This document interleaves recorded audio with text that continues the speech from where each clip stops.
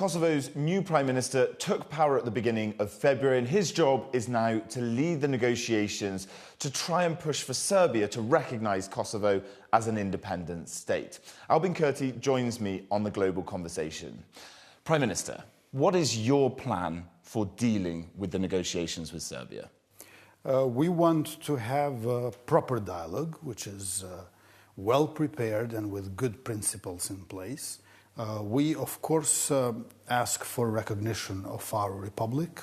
I think Serbia should face its own past, all the wrongdoings and the crimes during the war, and by dealing with the past, I believe that we can create good conditions for peace and stability in the region. Regarding Serbia, we want equality.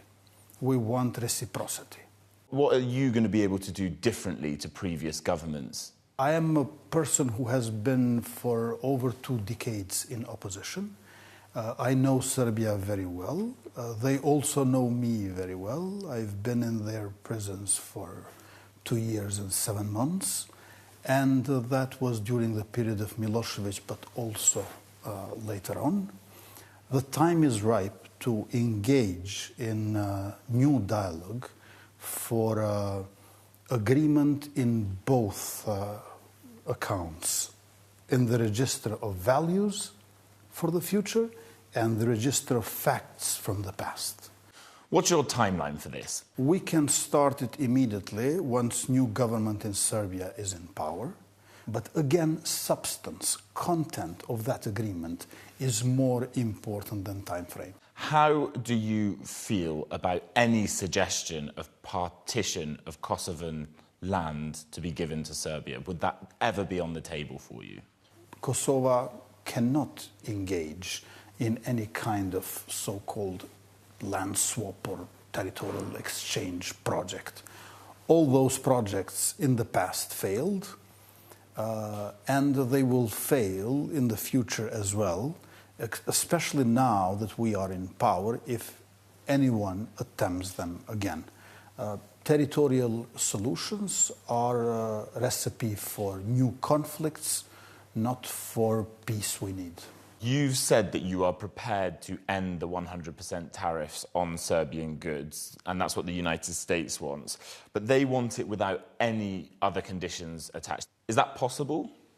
There is an enormous variety of non-tariff barriers that Serbia is imposing on Kosovo's exports. We do not want reciprocity as a measure of retaliation, but we want reciprocity as a principle of constructive, healthy bilateral relations. So people voted for reciprocity, and we cannot just lift the tariffs 100%. So moving on, your aspiration is that Kosovo would one day become an EU member state, but you've seen your nearest neighbours, North Macedonia and Albania, have a stalling process from the European Union. Has that changed how Kosovo feels about the process, how you feel about the process of EU accession? Of course, we are behind Albania and North Macedonia, and that decision not to open negotiations with these 2 countries was disappointing for us.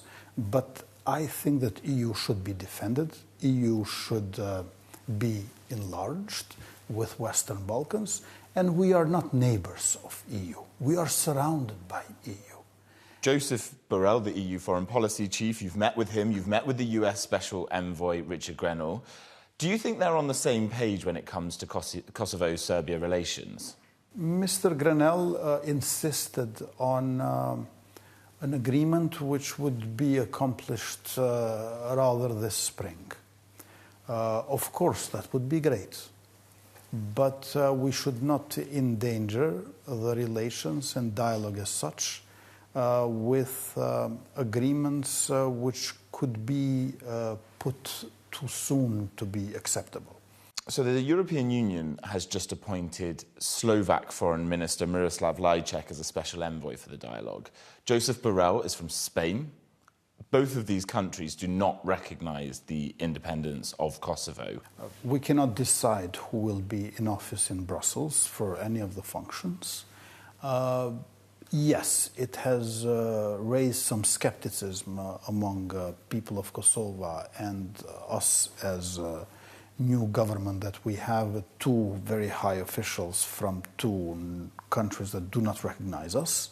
I hope that they are not going to represent their countries, they are going to represent EU. Is that realistic? Joseph Borrell has been quite outspoken in the past. Well, perhaps he should give new thinking to the entire problem of Western Balkans for the sake of European solution. And independence of Kosovo is a reality. I think whoever denies this reality or tries to bring any kind of solution without accepting this state and the will of the people here is going to more harm herself or himself. Now, your party voted against the setting up of the Hague-based special court. You're going to be expected to cooperate with it. How willing are you to do that? It's not much that I can do, taking into consideration that specialist chambers have become international obligation. They were voted in our parliament almost 5 years ago with two-thirds majority. It is a very unique kind of court, which I think lacks transparency. So would you like to see the specialist court brought from The Hague and based entirely in Pristina? I want to strengthen local courts, so normal courts. I think that justice should be homegrown.